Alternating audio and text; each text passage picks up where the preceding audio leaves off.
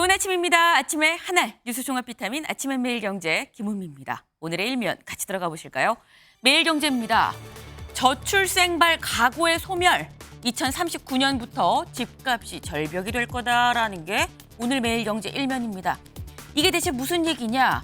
저출생 문제다라고 얘기를 계속하고 있죠. 그러다 보니까 태어나는 사람이 없으니까 집이 필요한 사람 자체가 줄어들 거다. 주택 수요가 정점을 찍고 결국 하락하지 않겠느냐라는 얘기인 겁니다. 그 시점 2039년이라는 거죠. 얼마 안 남았습니다. 약 15년 뒤다라고 볼 수 있는데 15년 뒤에 아마 10집 중에 한 집은 빈집일 거다라는 전망입니다. 그런데 이런 얘기도 있죠. 다 빈집이 나와도 서울은 사람 많고 서울은 여전히 집값 고공행진일걸 이라고 보는 분도 있습니다. 네. 사실 이게 굉장히 어려운 고차 방정식입니다. 문제는 이 어려운 고차 방정식 시험 문제 푸는 제한 시간도 있다는 거죠. 15년밖에 남지 않았습니다. 다음 기사 가볼까요? 동아일보입니다. 가맹사업법, 민주유공자법, 야, 본회의 직회부 또 독주. 네, 어제 정무위가 있었습니다. 이 국회 상임위원회, 정무위원회에서 가맹사업법과 민주유공자법, 이 지금 국민의힘 의원들이 참석하지 않은 상태에서 민주당 본회의에 관련한 법안 다 직회부했다라는 거죠. 얼마 전에 양곡법 관련해서도 농축산위에서 본회의로 직회부를 했었습니다. 근데 이번에 가맹사업법, 민주유공자법도 그렇게 했다라는 겁니다. 근데 이게 무슨 법인데? 이걸 좀 볼까요? 가맹사업법, 가맹본사가 점주단체의 협의 요청에 불응을 하면 처벌을 받도록 하는 법이다라는 겁니다. 여기에 대해서 국민의힘은 이게 사실상 이 사업자한테, 개별 사업자한테 노조 권리 주는 거 아니냐라고 반대하는 입장이었었어요. 근데 일단 직회부가 됐다. 민주유공자법, 4.19 혁명, 5.18 민주화운동 이외에 민주화운동 피해자와 가족도 다 예우를 받을 수 있도록 한 법이다. 그런데 국민의힘 입장에서 이렇게 되면 국보법 위반자도 민주유공자로 등록이 될 수 있는 거 아니냐라는 입장이었는데 역시 일단 본회의로 직회부가 된 상태입니다. 네, 지금 국회에 민주당이 직회부한 법안들이 차곡차곡 쌓여가고 있습니다. 다음 기사 볼까요? 조선일보입니다. 이화영의 사법붕괴 시도, 공당이 끌려다녀선 안 돼. 누가 한 얘기냐? 이원석 검찰총장이 한 얘기입니다. 이화영 전 평화부지사 연일 검찰이 나를 회유했다라고 지금 주장을 하고 있죠. 여기에 검찰총장이 직접 입을 열고 반박을 했다라는 건데 이 얘기 저희가 잠시 뒤에 대담으로도 좀 짚어보겠습니다. 다음 기사 보겠습니다. 국민일보입니다. 빅5 등 20개 수련병원 주 1회 치료 수술 셧다운입니다. 네. 지금 교수들 사직서 냈죠. 약 한 달 전쯤 냈습니다. 그 한 달 기한이 내일 25일입니다. 25일이 되면 사직서 낸 교수를 내일 사직을 강행하려고 한다라는 내용입니다. 네. 지금 사실 사직서를 냈다고 해도 병원에서 우리가 이거 수리하지 않았어요 라고 얘기를 했는데 그래도 한 달이 지나면 이 사직서 효력이 발생하다는 얘기가 있죠. 그래서 우리는 그냥 사직 강행할 거야 라는 입장인 더불어서 지금 빅5 등 이 20개 대학교 수련병원들 주 1회 진료 수술 셧다운한다. 병원은 365일 24시간 사실 멈추지 않습니다. 이 의사들, 다른 의료진들 다 돌아가면서 쉴 수는 있지만 닿지 않는데 주 1회 진료 수술 하나도 하지 않는 날을 만들겠다, 셧다운하겠다라는 겁니다. 아산병원에서 육아휴직 사용 방침이다 라는 건데 지금 이 사직서 효력 내일입니다. 내일부터 발생을 한다 안 한다 논란이 있긴 합니다만 내일 정말 이 강행을 할 것이냐 말 것이냐. 일단 교수들은 강행을 한다는 입장인 거죠. 그런데 다음 기사를 좀 보겠습니다. 한국일보입니다. 의대 교수들 내일부터 사직 주 1회 휴진. 환자들 목숨 볼모 분통. 네. 한국일보는 환자들 입장도 같이 제목에 실었습니다. 환자들 입장에선 목숨을 지금 볼모로 이러는 것이냐. 지금 내 몸에 암을 내가 지금 키우고 있는 형국이다라는 얘기를 하고 있습니다. 언제쯤 해결이 될 수 있는 걸까요? 다음 기사 보겠습니다. 경향입니다. 가사는 여성, 가족 부양은 남성 목, 경제 불평등의 이 생각 도로 늘었다라는 겁니다. 3년 전과 좀 비교를 해봤을 때 지금 여성가족부 가족 실태 조사를 해봤어요. 그랬더니 3년 전이랑 비교해서 6일 좀 보겠습니다. 성 역할 태도에 대한 동의율. 가족의 경제적 부양은 주로 남성이 해야 된다가 22에서 33으로 늘었습니다. 가족 의사결정 주로 남자가 해야 된다, 남성이 해야 된다. 9.8에서 18.9로 늘었고요. 가사는 주로 여성이 해야 된다. 12에서 26으로 늘었습니다. 가족 돌봄 여성이 해야 된다. 12에서 21로 훌쩍 늘었다라는 겁니다. 사실 코로나 시기 다들 힘들었죠. 그러다 보니까 뭐 아르바이트, 비정규직 자리가 많이 줄었습니다. 사실 이런 자리들에 남성보다 좀 여성이 많다. 이것도 좀 문제 아니야 라는 지적이 있었는데 심지어 그 자리마저도 없어지다 보니까 여성들이 가정으로 와서 맞벌이가 아니라 가사를 할 수밖에 없는 상황이 됐다라는 거죠. 근데 그 자리가 없어지니까 집에서도 경제적으로 여성들이 좀 밀려나서 가정에서의 지위도 좀 같이 밀려난 거 아니겠느냐라는 해석이 나오고 있습니다. 이게 기사화가 된 이유는 이런 흐름이 바람직한 거에 맞느냐라는 시각이 들어있는 거겠죠. 다음 사진 기사 보겠습니다. 네, 귀여운 아이들입니다. 그런데 아이들이 뭘 들고 있어요. 뭘 들고 있느냐. 우리는 위기를 막을 가능성을 믿는다. 네, 빨리 판결을 내려주세요 라고 하고 있습니다. 대체 이게 무슨 얘기냐. 어제 헌법재판소 앞에서의 모습입니다. 아이들이 대체 왜 이런 팻말을 들고 있었던 것이냐. 어제 헌법재판소에서 기후소송 관련해서 처음으로 공개 변론이 있었습니다. 기후소송이 대체 뭐냐. 정부가 기후위기에 제대로 대응을 하지 않아서 나의 기본권이 침해됐습니다라고 4년 전에 청소년 또 몇몇 영유아들, 물론 보호자가 있겠죠. 네, 이 청소년 영유아들이 관련해서 이 헌재에 소송을 제기를 했습니다. 아시아에서 첫 기후소송 이 공개 변론이었다라는 얘기가 나오는데요. 관련해서 어제 아이들 팻말만 든 게 아니고요. 어제 이런 편지도 같이 있었습니다. 다음 볼까요? 여기 좀 읽어보겠습니다. 재판관님께 안녕하세요, 재판관님. 저는 누구누구라고 해요. 재판관님께서 자라나는 어린이들을 위해서 현명한 판결을 내려주시면 대통령님이 열심히 일하실 거예요. 부탁드려요. 라고 손편지를 이렇게 썼습니다. 네, 지금 정부가 과연 기후위기 대응에 제대로 대처를 했느냐라는 게 헌재로 갔습니다. 이 헌재 소송의 뭐 결과가 어떻든지 간에 일단 이런 모습을 보면, 편지를 보면 귀엽기도 하고요. 한편으로는 이런 데 관심 갖는 게 기특하기도 하면서도 또 한편으로는 미안한 마음도 드는 게 사실이 아닌가 하는 생각이 좀 드네요. 아침에 매일 경제 뉴스 종합 비타민 언제나처럼 TV로 좀 크게 보시다가요. 궁금한 점 유튜브 댓글 남겨주시면 같이 좀 얘기를 해보겠습니다. 함께해 주실 분들 소개합니다. 안녕하세요. 네, 첫 번째 키워드 먹구름입니다. 기사 같이 볼까요?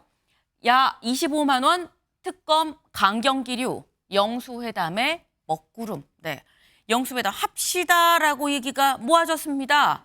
여기까지는 일사천리였어요. 그런데 그 뒤에 그래서 언제 만나서 무슨 얘기를 할 거냐. 여기에 진도가 나가지 않고 있습니다. 지금 여기는 먹구름이다라고 얘기를 했는데 다음 기사 보겠습니다. 영수회담 이번 주 개최 사실상 무산. 일단 이번 주에 여는 건 좀 무산인 것 같다. 이번 주는 어려울 것 같다라는 얘기인 거죠. 민생 국정 의제엔 공감대. 네. 어떤 의제를 올릴 것이냐에 대한 큰 틀에서는 공감대를 이뤘지만 그럼에도 불구하고 일단 이번 주에는 열기가 어려워 보인다. 사실상 이번 주는 못한다라는 얘기가 나오고 있습니다. 어제 홍철호 정무수석이 국회에 왔거든요. 그 얘기 같이 들어보고 오실까요? 그거는 뭐 내 수준에서 답할 정도가 아닌데. 그 무지하게 어려운 질문이세요.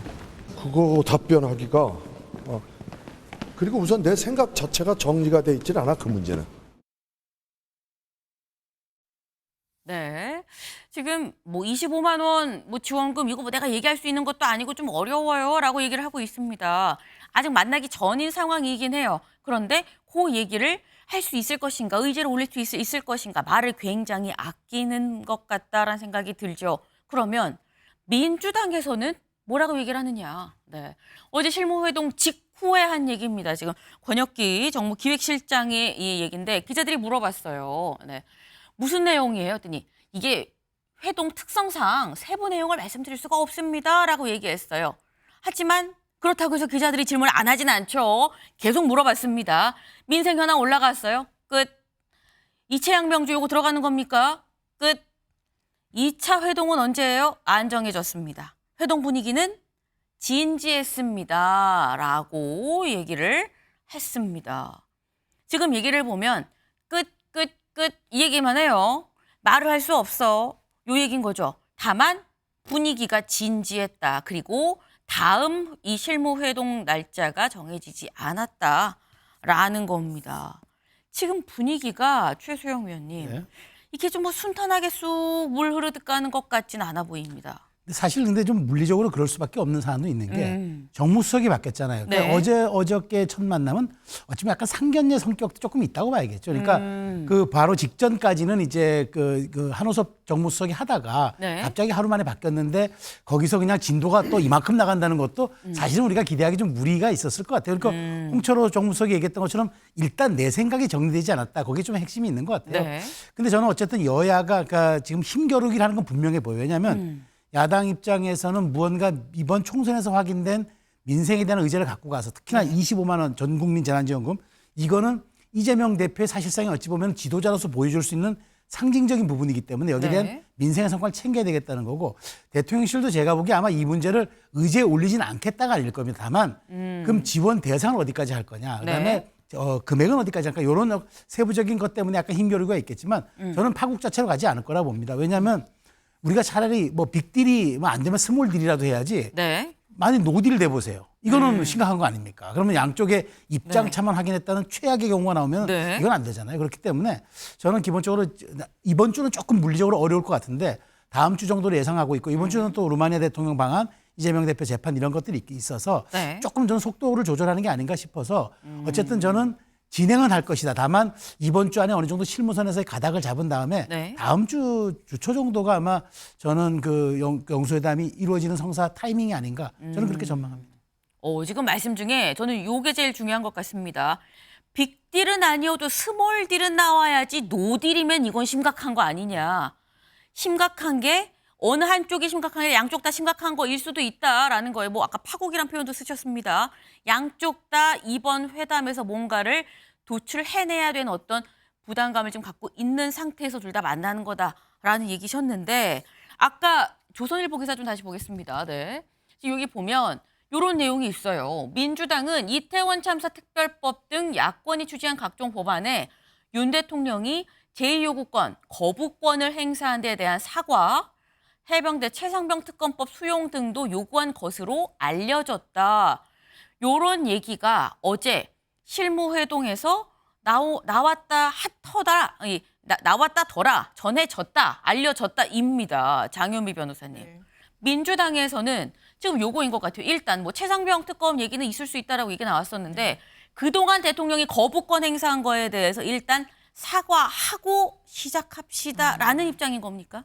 그런데 이거 공식 입장은 아닌 것 같습니다. 왜냐하면요. 대통령께 사과를 좀 요청 드릴 수는 있겠지만 네. 어쨌든 헌법상 부여된 권한을 행사한 측면이 있다라고 보여지는 부분이 있죠. 그리고 이제 이태원 특별법도 민주당에서는 재발의해서 다시 추진하겠다는 입장이긴 합니다만 이 부분이 이제 다음 국회에서 민주당 단독이 아니라 또 범야권과 같이 협의를 해야 되는 사안이라 네. 민주당이 단독적인 또 목소리를 대통령께 내기도 좀 그 국회 지형상 어려운 측면도 있다라고 보여져서요. 아마 뭐 알려졌다라는 형식으로 이제 보도가 나오고 있긴 하지만 그게 네. 얼마나 구체성을 띠고 직접적으로 뭐 사과가 선행되거나 전제되지 않으면 뭐 회담 자체를 뭐 어떻게 할 수 있다거나 이런 지렛대로 활용할 건 아니고 아마 원론적인 차원에서 만약에 나왔다면 거론이 되지 않았을까 싶습니다. 이게 공식적인 입장이라기보다는 이런저런 어떤 상호간 얘기를 좀 풀어가는 과정에서 나오면 나왔을 수 있지만 이거 아니면 안 돼라고 공식 의제로 올린 것 같진 않다라는 말씀을 하셨어요. 근데 사실 이번 영수회담을 갖고 나왔던 얘기가 미래를 얘기할 거냐, 과거를 얘기할 거냐 뭐 이런 얘기가 좀 있었습니다. 어쨌거나 뭐 민생 중요하니까 앞으로 우리가 어떻게 같이 뭘 할 수 있느냐라는 얘기를 해야 되는 거 아니냐라는 얘기가 보수 쪽에서 좀 중심으로 나왔고요. 야권 쪽에서는 그래 그 말 맞다 하지만 그럼에도 그럼 과거 어질러진 거 치우지 않고 어떻게 그냥 미래만 얘기를 할 수가 있느냐. 선우가 안 맞지 않느냐는 얘기가 있었어요. 차재원 교수님, 네. 어떻게 보십니까? 뭐 집권 23개월 만에 첫 회담이잖아요. 그러니까 네. 양측 간의 신뢰가 부족하기 때문에 진통이 있을 수 있는 것이고요. 또 한편으로는 빈손으로 끝나서는 안 되니까 상당히 준비를 잘하자. 그런 차원에서 상당한 그러니까 지금 협의에 진통이 따를 수도 있다고는 봅니다만 그럼에도 불구하고 저는 좀 이해가 잘 안 돼요. 어떤 부분? 사실은 지금 지금 외국과의 정상회담을 하는 게 아니잖아요. 만약에 지금 우리나라 대통령이 외국 가서 할 경우에는 상당한 준비가 필요하잖아요. 그러니까 그 서로의 정치 문화도 다르고 말도 다르고 그리고 또 이게 자주 만날 수가 없기 때문에 미리 거기서 지금 외교 실무진 간에 상당 부분이 다 타협이 된 상태에서 만날 수밖에 없어요. 네. 근데 여야 영수회담은 그렇지 않거든요. 과거 여야 영수회담에서 대통령이 야당 대표 한번 만납시다. 예, 그럼 언제 들어갈까요? 예, 그러면 내일 들어갈게요. 그런 식으로 해서 바로 만나는 형식이었지.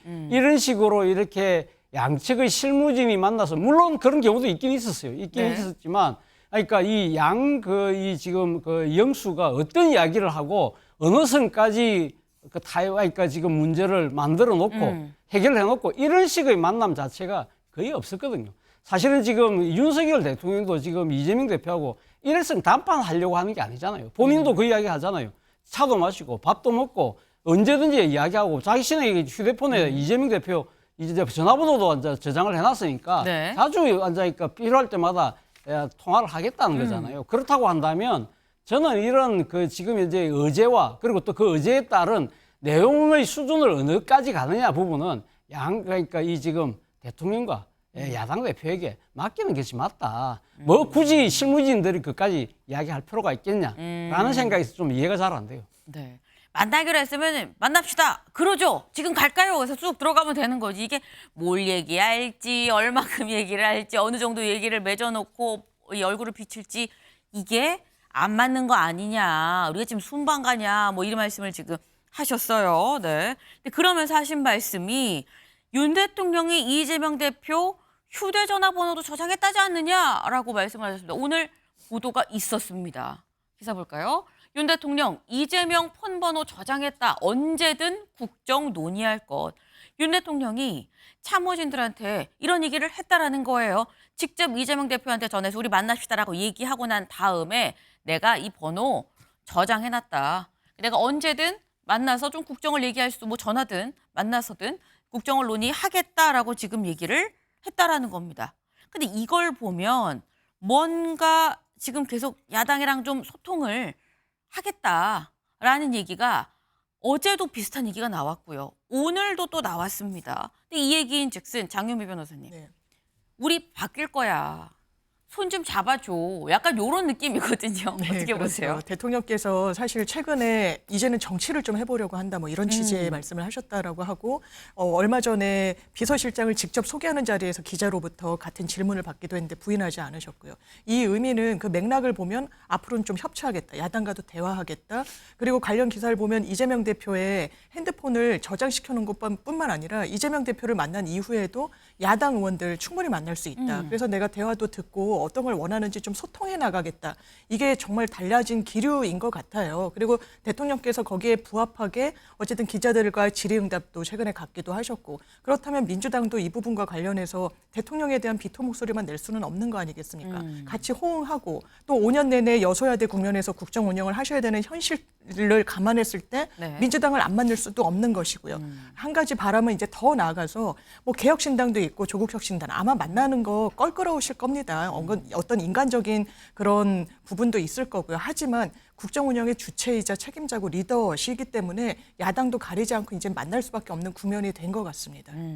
분명히 전보다 나아졌다. 하지만 좀 더 나아가야 된다. 더 문을 넓혀야 된다라는 말씀을 하셨어요. 근데 아까 차재원 교수님 그 말씀하셨죠. 아니 전화번호도 있고 그러면 그냥 전화해서 얘기하고 만나면 되는 거 아닌가. 만나서 꼭 뭔가의 어떤 딜, 노딜, 무슨 딜, 이렇게 얘기를 하는데 빅딜이든 스몰딜이든 뭔 딜이 성과가 나와야 되는 거냐라는 말씀을 하셨는데 사실 그 부분도 부담이 될 수 있는 부분이긴 합니다. 근데 전화번호가 있다 그러면 김인영 대변인님. 네. 보통 그런 얘기 하잖아요.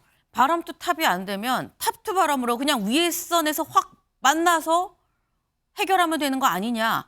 윗선에서 그냥 만나서 두 사람끼리 얽힌 게 있으면 단칼에 그냥 잘라버리면 되는 거 아니냐. 뭐 이런 얘기도 하긴 하거든요. 어떻게 보십니까? 이게 약간 복합적인 문제가 있는 게 대통령 입장에서는 앞으로 남은 기간 민주당의 협조가 없으면 절대로 국정 운영을 할 수가 없는 상황이죠. 그쵸. 근데 한편으로 민주당도 마찬가지인 게 민주당은 그전까지는 강경 노선만 유지했었어도 충분히 국민적 지지를 받을 수 있었습니다. 하지만 민주당에는 이번 총선을 통해서 조국 혁신당이라는 자신들보다 더 강경한 색을 지닌 정당이 생겼기 때문에 민주당 입장에서 이제 민주당도 어떻게 보면 이제 국정 파트너에서 조금 더 어떻게 보면 국정 동반자까지 전 됐다고 보거든요. 그런 상황에서 민주당이 강경 발언만 할 수 없는 상황에서 이번 영수회담이 어떤 성과, 가시적인 성과가 반드시 드러나야 되는 부담은 대통령께서만 지고 있는 게 아니라 이재명 대표도 지고 있다고 저는 봅니다. 그렇기 때문에 이번 영수회담을 앞서서 사전 의제 조율이라든지 이런 게 굉장히 심오할 수밖에 없다고 저는 생각을 합니다. 네. 이게 사실 쉬운 자리가 아니다. 그리고 많은 사람들의 기대가 또 걸려 있다. 그러다 보니 차곡차곡 준비하는데 좀 시간이 걸리긴 걸리는데 공통적으로 하시는 말씀이 이게 파국은 아니다. 좀 늦더라도 잘 준비해서 만나긴 만날 거다라고 말씀들을 지금 하고 계세요. 지켜보겠습니다.